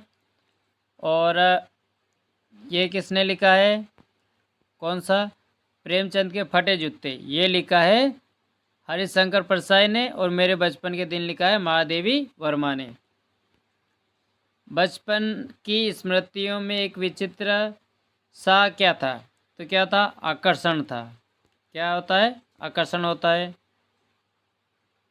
अगला है, महादेवी वर्मा को छात्रावास में कौन सी लड़की मिली थी, तो महादेवी वर्मा को छात्रावास में कौन मिली थी, सुभद्रा कुमारी चौहान। और सुभद्रा कुमारी चौहान वही है जिसने कौन सी रचना की है, वो खूब लड़ी मर्दानी थी, झांसी वाली रानी थी। झांसी वाली रानी की जो कविता है ना, वो सुभद्रा कुमारी चौहान ने ही लिखी है, वो जबलपुर की रहने वाली थी। महादेवी वर्मा पहले किस भाषा में कविता लिखती थी, तो पहले ब्रज भाषा में कविता लिखती थी। महादेवी वर्मा ने चांदी का कटोरा किसने ले लिया, तो किसने ले लिया, तो गांधी जी ने। अगला है, रिक्त स्थान देख सकते हैं। देखो रिक्त स्थान में क्या है, प्रेमचंद का जन्म कहाँ हुआ था, तो प्रेमचंद का जन्म कहाँ हुआ था, बनारस में। गधे का एक छोटा भाई भी है, और उसका नाम क्या है, तो गधे का एक छोटा भाई है और उसका नाम क्या रखा, तो गधे का एक छोटा भाई भी है, उसका नाम क्या है? तो उसका नाम क्या है? बेल है। क्या नाम है उसका? बेल है। बेल का स्थान गधे से क्या है?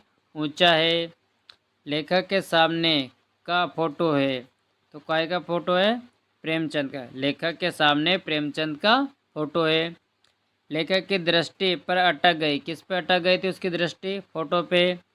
प्रेमचंद जी कैसे कवि होते? तो ये यथार्थवादी साहित्यकार थे। गद्य के व्याकरण का प्रयोग भी होता है, तो कैसा प्रयोग होता है?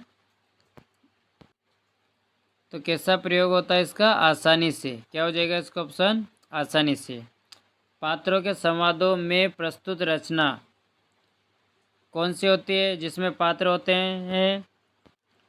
तो कैसे होते हैं वो होते हैं नाटक जिसमें पात्र होते हैं, है ना। एकाकी में क्या होता है? देखो, एकाकी में केवल एक ही अंक होता है। कितना अंक होता है? एक अंक होता है। सांस्कृतिक अस्मिता से तात्पर्य हमारी किससे? सांस्कृतिक से। उपभोग उपभोक्तावादी संस्कृति में समाज के वर्गों के मध्य बढ़ रही है, तो उपभोक्तावादी संस्कृति में क्या बढ़ रही है? दूरियां। जूता सदे हुई टोपी में क्या है? कीमती रहता है। अगला है प्रेमचंद के फोटो के साथ उनकी पत्नी का भी फोटो है, हो जाएगा। लेखिका महादेवी वर्मा के बाबा फारसी और उर्दू भाषा के क्या थे? जानकार थे, तो उर्दू हो जाएगा। महादेवी वर्मा के बाबा उन्हें क्या बनाना चाहते थे? विदुषी बनाना चाहते थे। ठीक है, अब क्या आ गया है? जोड़ी, है ना। चलो जोड़ी को छोड़ दो और इसमें अब हम देखते हैं एक शब्द में उत्तर। पहला क्या है? पराकाष्ठा शब्द का क्या अर्थ है? तो पराकाष्ठा शब्द का क्या अर्थ है? पराकाष्ठा शब्द का अर्थ है अंतिम स्वरूप, मतलब अंतिम रूप होना चाहिए या अंतिम सीमा होनी चाहिए। क्या होगा इसका अर्थ? अंतिम सीमा। अगला है बुरे समय के लिए पैसा बचाकर कौन रखती है? तो औरतें। कौन रखती है? औरतें बुरे समय के लिए पैसा बचा के रखती है। श्यामचरण दुबे ने किस विश्वविद्यालय से पीएचडी की उपाधि ली? तो श्यामचरण दुबे ने नागपुर विश्वविद्यालय से। कौन से? नागपुर विश्वविद्यालय से उन्होंने पीएचडी की डिग्री ली है। ये कोई एमपी नहीं है।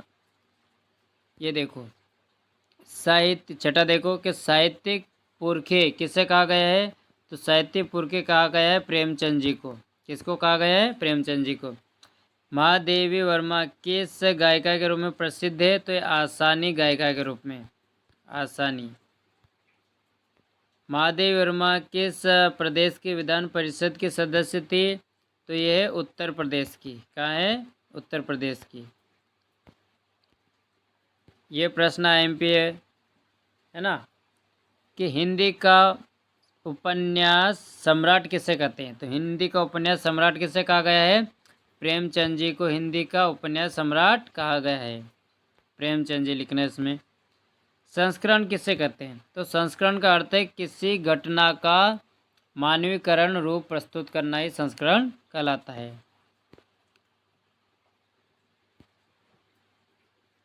अगला है ये कि याद रख लो 14वां, देखो कि हिंदी गद्य साहित्य का इतिहास कब से प्रारंभ होता है? तो ये प्रारंभ होता है 1850 से। हिंदी साहित्य के उपन्यास सम्राट कौन है? तो उपन्यास सम्राट कौन है? प्रेमचंद जी है। कौन है? प्रेमचंद जी। प्राचीन काल में किस कला का अभाव था? तो प्राचीन काल में गद्य नहीं था, गद्य कला नहीं थी, काव्य कला थी केवल। और गद्य साहित्य के अनेक रूप को क्या कहते हैं? तो गद्य साहित्य के अनेक रूप को क्या बोलते हैं? विधा बोलते हैं। क्या बोला जाता है? विधा। अब जो है हम लघुत्तरीय प्रश्न देखते हैं। तो क्या है पहला प्रश्न कि गद्य साहित्य से क्या आशय है? तो गद्य व काव्यबद्ध विचारात्मक रचना है, मतलब काव्य की तरह होनी चाहिए और विचारात्मक रचना है जिसमें विचारों और भावों की अभिव्यक्ति होती है। मतलब अपने विचार और अपने भाव को लिखना, ये क्या कहलाएगा? गद्य कहलाएगा। सीधा सा इसका क्या याद रखना है कि गद्य में विचार और भाव की अभिव्यक्ति होती है, उसे बोलते हैं गद्य साहित्य। आगे देखते हैं और आईएमपी प्रश्न क्या हो सकता है। चलो, गद्य के प्रमुख विधाओं के नाम क्या है? तो गद्य की विधाएं क्या है? निबंध है, कहानी, नाटक, उपन्यास, एकांक और आलोचना। ये गद्य की क्या है? विधाएं हैं। और ये सब छोड़ दो।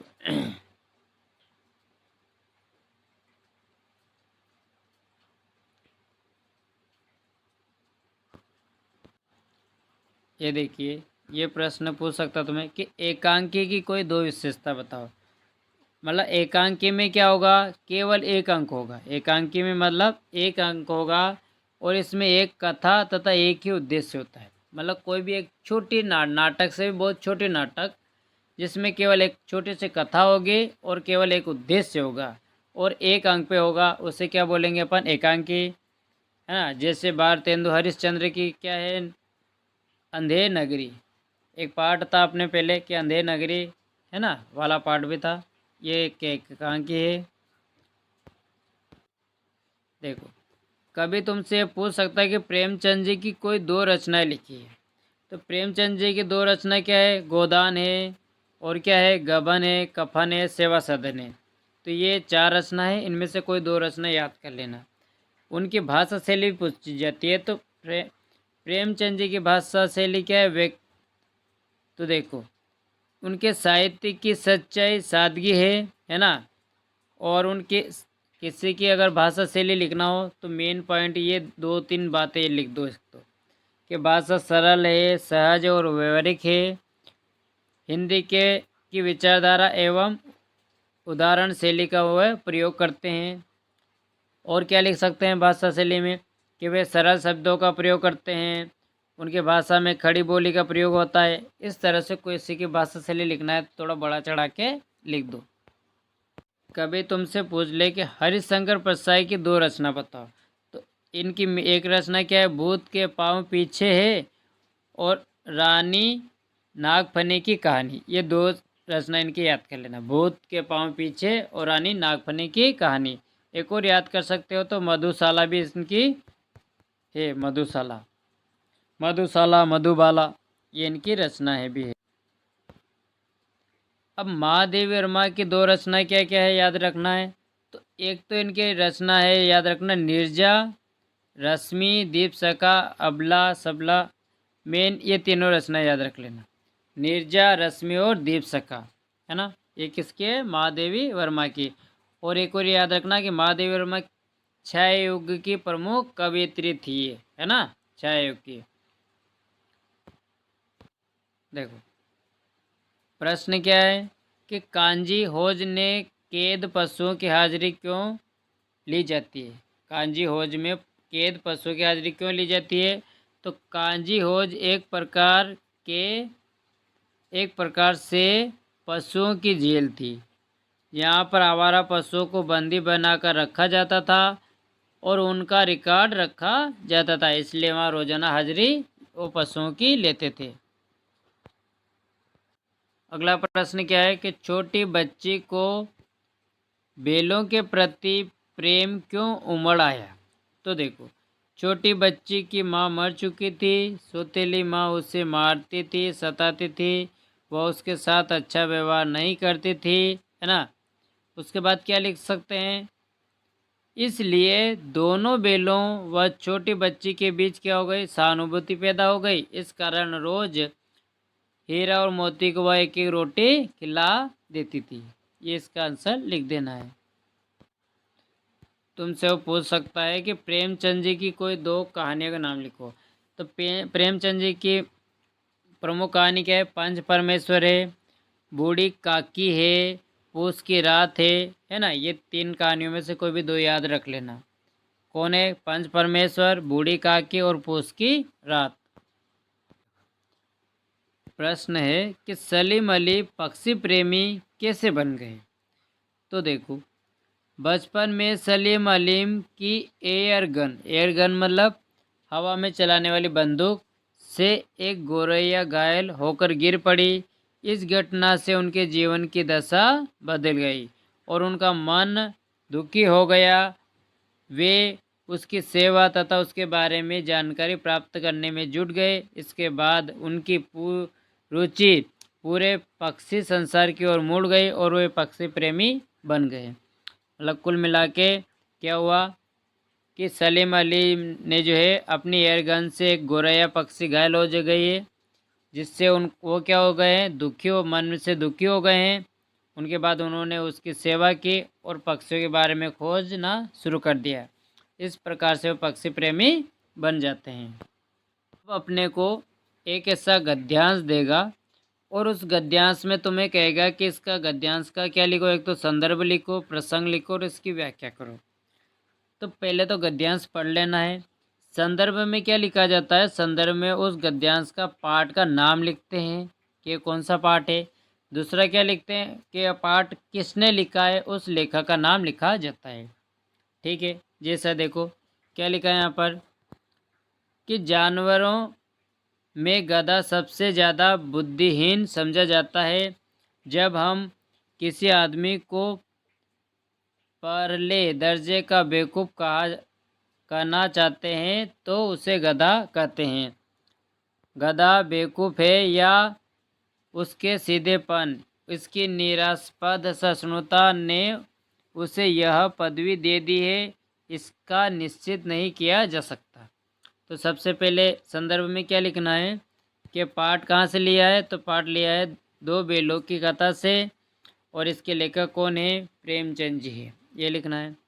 अब प्रसंग में लिखना है कि प्रसंग में के किसके बारे में रहा, तो प्रसंग में लिखना है कि गधों के स्वभाव के बारे में बताया कि गधों का स्वभाव कैसा है, बोलापन है ना, उसका स्वभाव के बारे में बताया। अब जो ऊपर पढ़ा अपनों उसका अपनी भाषा में लिखना है।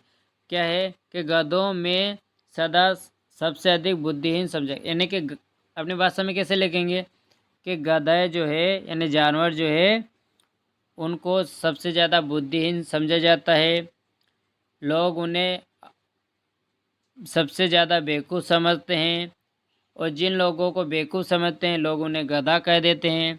गधा सचमुच बेवकूफ़ है या नहीं इसका तो कोई नहीं जान सकता, लेकिन जो जिसे गधा कहते हैं वो ज़्यादा सहिष्णु होते हैं, मतलब सीधे साधे लोग होते हैं, है ना। इस तरह से अपनी भाषा में इसका क्या कर देना है, इसका अपनी भाषा में व्याख्या कर देना है। अब हम देखते हैं इकाई नंबर 4 भाषा बोध से। अब भाषा बोध में क्या क्या आएगा देख लो। तो इसमें आता है एक तो संधि, समास, है ना, निपात शब्द, तत्सम, तद्भव, देशज, ये सारे विलोम शब्द, पर्यायवाची सारी चीज़ें पूछी जाती है, जो कितने नंबर में आएंगे, 8 नंबर में आएंगी। यानी कि सभी क्या हो सकते हैं, सही विकल्प और खाली स्थान की तरह होगा। तो देखो पहला क्या है, दो वर्णों के मेल से जो विकार उत्पन्न होता है उसे क्या कहते हैं अपन, संधि कहते हैं। मतलब जहाँ दो वर्ण मिलेंगे तो उसे क्या बोलेंगे, संधि। संधि कितने प्रकार की होती है, तो संधि 3 प्रकार की होती है, स्वर संधि, व्यंजन संधि और विसर्ग संधि। समास कितने प्रकार के होते हैं, 6 प्रकार के होते हैं। कौन कौन से, अव्ययीभाव समास, तत्पुरुष समास, कर्मधारक समास और द्वंद्व समास, देवगु समास और बहुब्रीहि समास। इस प्रकार से 6 प्रकार के समास होते हैं। किसी भी बात का अतिरिक्त बल देने के लिए जिन शब्दों का प्रयोग किया जाता है उसे क्या कहते हैं, मतलब किसी भी बात पर अतिरिक्त बल देना के लिए जिन शब्दों का प्रयोग किया जाता है उन्हें क्या कहते हैं, तो उससे क्या कहा जाता है, उसे बोला जाता है निपात।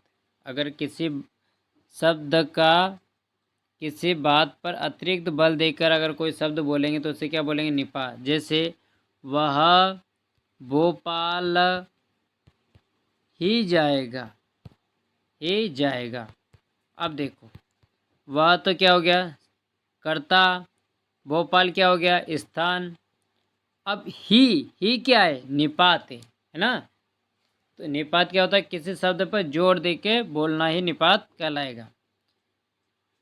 अगला है किसी समास के दोनों पद प्रधान होते हैं। तो किस समास में दोनों पद प्रधान होते हैं? तो होता है द्वंद्व समास में। किसमें? द्वंद्व समास में।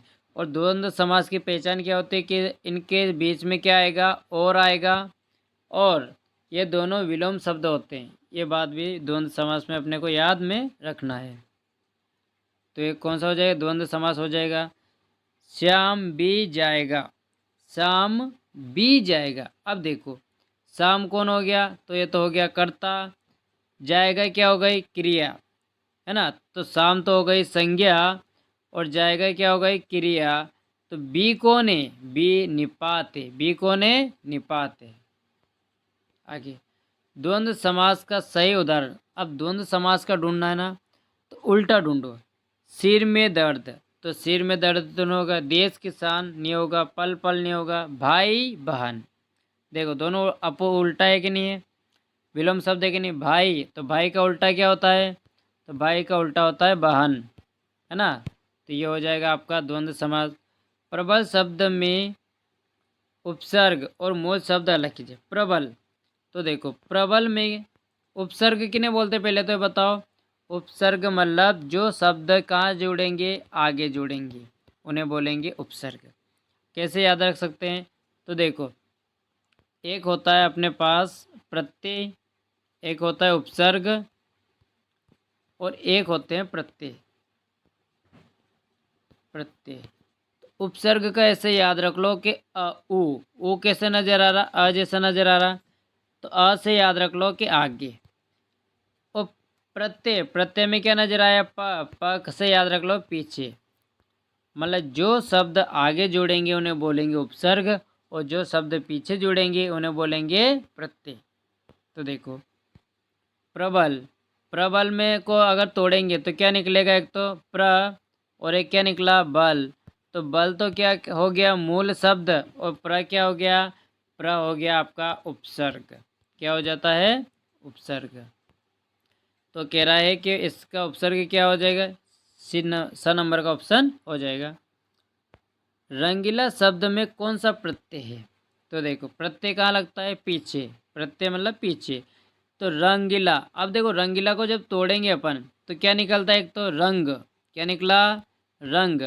और क्या बच गया इसमें? देखो, ई की मात्रा, ई की मात्रा के लिए ई, और एक ला, इला। तो प्रत्यय क्या हुआ? इला हो जाएगा। जिन क्रिया का प्रभाव कर्म पे पड़ता है उन्हें क्या बोलेंगे? क्रिया का प्रभाव किस पे पड़ रहा है? कर्म पर। तो उसे बोलेंगे सकर्म। क्या बोलेंगे? सकर्मक क्रिया। कौन सा ऑप्शन हो जाएगा? ये सकर्मक क्रिया। नेत्र का पर्यायवाची, नेत्र का क्या होगा? नयन हो जाएगा। क्या नयन है? क्या नहीं। कान तो हो नहीं सकता, नाक नहीं हो सकता, क्या हो जाएगा? आंख। शब्दों के सार्थक योग को क्या बोलते हैं? शब्द को जोड़ना। तो देखो, शब्दों के सार्थक अर्थों को, शब्दों के सार्थक योग को क्या बोलते हैं? वाक्य बोलते हैं। देखो, वर्ण, वर्ण को जोड़ोगे, वर्ण मतलब जैसे अ और ब, इन दोनों को जोड़ के क्या बना? अब। तो ये क्या बन गया? वर्ण से क्या बना? शब्द बन गया। और शब्द मिलाएंगे, जैसे अब हम पढ़ाई करेंगे। तो ये अब क्या हो गया? शब्द। हम क्या हो गया? शब्द। पढ़ाई क्या हो गया? शब्द। करेंगे क्या हो गया? शब्द। इन सभी को जोड़ दिया तो ये क्या बन जाता है? ये वाक्य बन जाता है ना। तो शब्दों के सार्थक योग को क्या बोलते हैं? वाक्य। पंचतंत्र में कौन सा समास है? तो पंच, जहाँ अपने को गिनती आए, क्या है? गिनती। तो गिनती जहाँ पर आती है वहाँ कौन सा समास होता है? तो वहाँ होता है द्विगु समास। क्या होता है? द्विगु समास। जैसे पंचतंत्र है ना। और क्या हो सकता है? त्रिभुवन है, त्रिभुज है, इस तरह से। बचिया, बचिया के ताऊ, बचिया के ताऊ मुहावरे का अर्थ क्या है? बेल का भाई है, कि मूर्ख व्यक्ति है, कि सांड है, कि कोल्हू का बेल है। तो बचिया के ताऊ क्या होगा? तो बचिया के ताऊ का अर्थ है मूर्ख व्यक्ति। सद्गुण शब्द में उपसर्ग क्या है? उपसर्ग कहाँ लगते हैं? आगे। तो देखो इसमें दो शब्द टुकड़े करें तो एक तो निकल जाएगा गुण और एक निकल जाएगा, क्या निकल जाएगा? सद। तो उपसर्ग क्या निकला? सद। गुण क्या है? मूल शब्द। अगला है कि निर्जन शब्द में उपसर्ग क्या है? तो देखो एक शब्द छिपा है इसमें, जन। तो जन तो हो गया मूल शब्द, क्या बचा? नी, और एक ऊपर आधा र लगा हुआ है तो ये आधा र, तो नीर क्या बना इसमें? उपसर्ग, है ना। कौन सा हो जाएगा?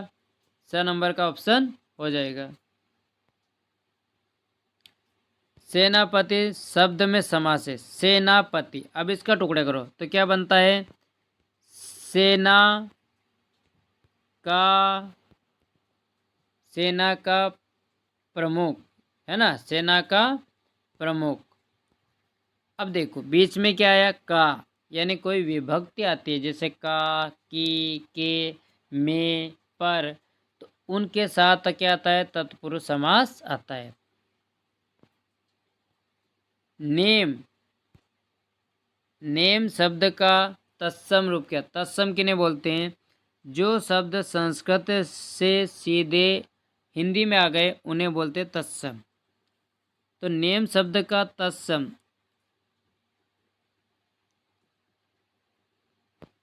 तो नेम शब्द का, तो नेम का क्या हो जाएगा? नियम हो जाएगा। शब्द के अंत में जोड़कर उसका अर्थ परिवर्तित करने वाले शब्दांश क्या कहलाते हैं? तो अब पहले भी बताया मैंने कि जो शब्द अंत में जुड़ेगा मतलब पीछे जुड़ेगा क्या कहलाएगा? प्रत्यय। कैसे याद रखना इसको? प से याद रख लेना। प मतलब पीछे, जो शब्द पीछे जुड़ेगा उसे प्रत्यय, और जो शब्द आगे जुड़ेगा उसे कैसे याद रखेंगे? ऊ से। ऊ से मतलब उपसर्ग से, है ना। देखो आ से आगे, है ना, और वो में भी आ जैसा नजर आ रहा है, इसलिए इस तरह से इन्हें याद रख लेना। मुंह की खाना, मुंह की खाना मतलब हार मान जाना। मुंह की खाना मतलब क्या हो जाएगा? हार मानना।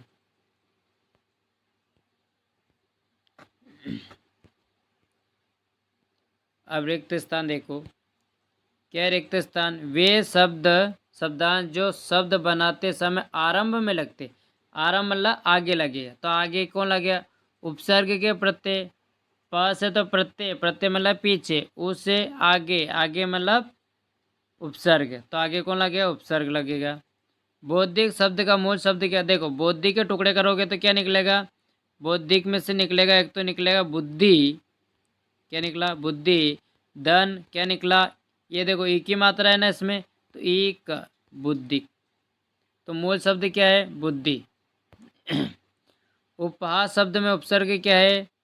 उप, उप है कि हास है? तो हास तो पीछे है, आगे कौन है? उप। उप तो उप क्या हो गया?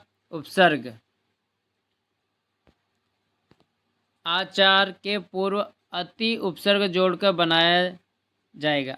देखो आचार, आचार में क्या जोड़ना आगे? अति, तो क्या बनेगा? अति से देखो ये अ और ये त को देखो ये त आधा हो जाएगा और ई की मात्रा काय में बदल जाएगी? य में बदल जाएगी। और यहाँ काय की क्या यहाँ आ से लग जाएगी आ की मात्रा, और ये च में आ की मात्रा चार, तो क्या बना? अत्याचार। आचार में अति जोड़ देंगे तो क्या बन जाएगा? अत्याचार। सदाचार का विलोम क्या होगा? तो सदाचार का उल्टा क्या होता है? दुराचार।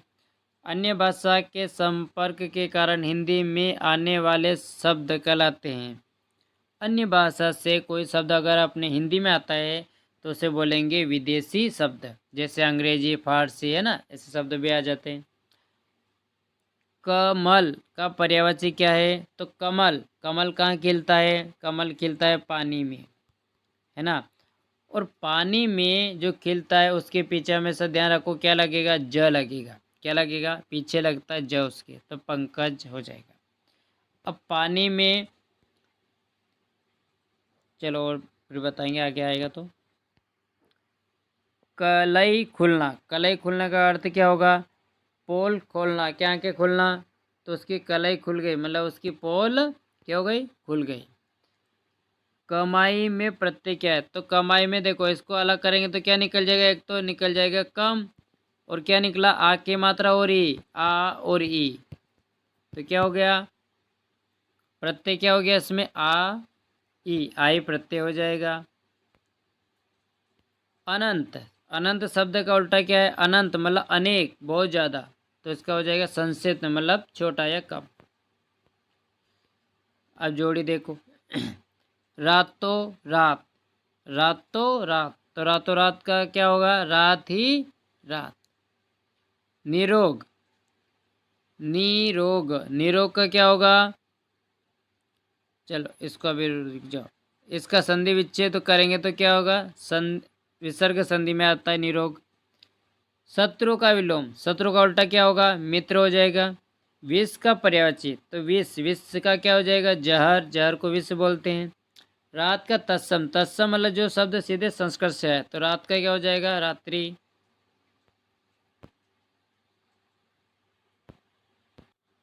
अब देखो प्रश्न क्या है कि निपात शब्द क्या है लिखिए। तो निपात क्या है, वे अवयव जो किसी शब्द या पद के बाद लगाकर उसके अर्थ में विशेष बल देते हैं। यानी कुल मिला के वे शब्द जो किसी पर विशेष बल देते हैं, या विशेष, वे शब्द जो किसी पद पर विशेष क्या देते हैं, बल देते हैं, उसे क्या कहते हैं, निपात कहते हैं। जैसे रमेश केवल पढ़ रहा है, मैंने उसे देखा तक नहीं। राम तो गया मानव मात्र था, मतलब जो शब्द क्या होने चाहिए, एक तो ही होगा, बी होगा, इस तरह से जो शब्द आते हैं उन्हें बोलते हैं अपन निपात, है ना। तो वे शब्द जो किसी वाक्य में विशेष बल देते हैं उन्हें बोलते हैं निपात। ये परिभाषा लिख लेना इसकी। संधि किसे कहते हैं, संधि की परिभाषा क्या है कि दो समान ध्वनियां आपस में मिल जाती है, उन्हें क्या बोलते हैं, संधि। संधि कितने प्रकार की, 3 प्रकार की, स्वर संधि, व्यंजन संधि और विसर्ग संधि। आगे देखो, मुहावरे और लोकोक्ति में क्या अंतर है, तो देखो मुहावरा क्या होता है, वाक्यांश होता है ना, जबकि लोकोक्ति क्या होती है, पूर्ण वाक्य होती है। मतलब मुहावरा वाक्यांश होता है, मतलब वाक्य का छोटा भाग है, जबकि लोकोक्ति पूरा वाक्य है। मुहावरा अपने रूढ़ अर्थ के लिए प्रसिद्ध है, जबकि परंतु लोकोक्ति लोक में प्रचलित है। मतलब मुहावरा रूढ़ अर्थ में और लोकोक्ति लोगों में प्रचलित है। चलो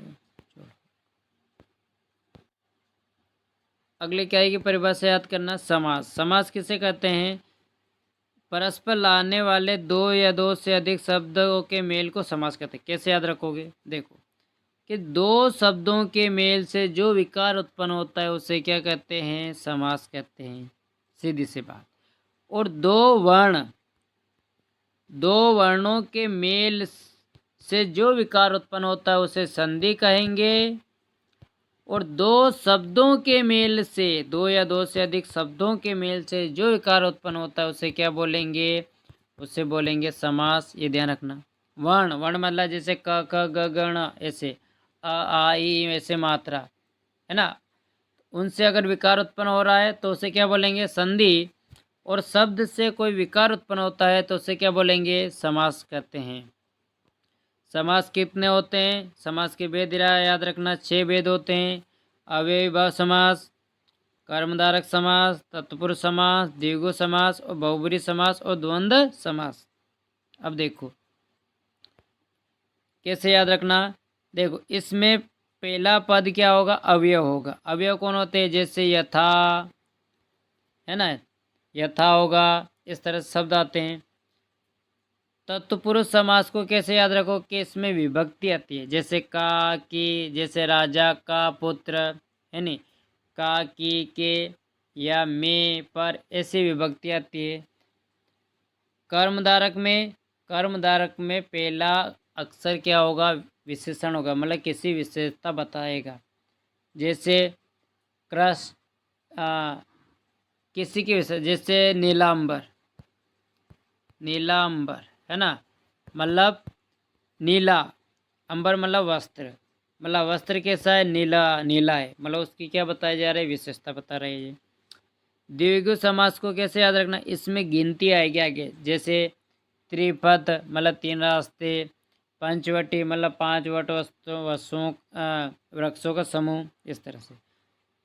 द्वंद्व समास में कैसे याद रखोगे, इसमें उल्टा आएगा, जैसे भाई बहन, माता पिता, इस तरह से। बहुब्रीहि समास को सीधा से याद रख लेना, इसमें देवताओं के नाम आएंगे, जैसे लंबोदर, गजानन, दशानन, इस तरह से शब्द आते हैं इसके, है ना।